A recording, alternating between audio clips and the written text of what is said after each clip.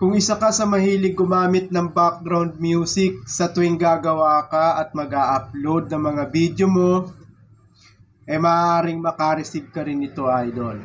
Lalo na po, hindi pa tayo fully monetize or hindi pa tayo monetize, makaka-receive tayo at makaka-receive ng ganito na i-guide tayo ni Facebook at papaalalahanan tayo na ang music na ginamit po natin o di kaya ang content na ini-upload natin na ginamitan natin ng music, background music, ay hindi po maaaring ma-monetize. Mag-ingat na lang po tayo mga idol sa paggamit ng mga background music na yan. Maaari din kasing magkaroon tayo ng violation dyan, lalo na po kapag na-copyright. Maaaring mahulog din po yan sa unoriginal content na napakahigpit po pagdating po sa monetization. Nang dahil po sa hindi pakikinig, maaaring mauwi lang po sa wala ang ating pagpapagod, ang ating pagpupuyat. Alam naman po natin ngayong buwan ng Oktubre, sa ika-30 ng buwan pong ito, kung anong event mayroon sa ating bansa. So baka po mag-topic tayo or mag-content tayo ng tungkol diyan, mga lodi. Ang maaaring maging resulta niyan sa atin pong account ay ma-demonetize po lahat ang ating tools. So sayang po ang ating pagod mga idol. Alam naman nating bawal na bawal ni Facebook ang pagko-content or pagtatapik sa ganyan pong activity. Mauuwi lang po sa pagka-demonetize ang ating account ng dahil po dyan. Ito po ay paalaala lamang mga idol.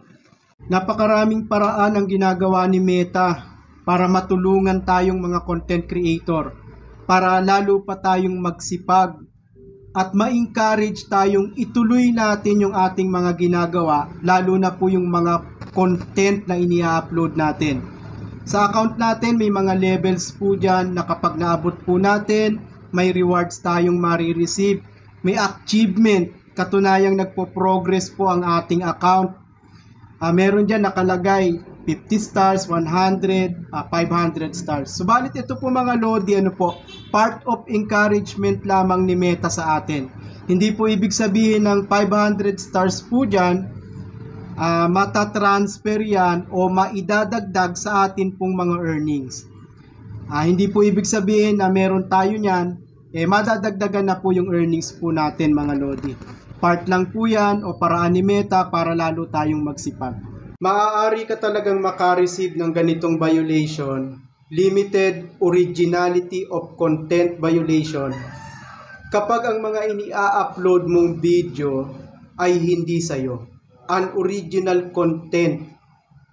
Ito yung mga videong nakukuha lang natin sa internet, halimbawa video ng isang artista o mga viral video yan na nire-upload lang natin.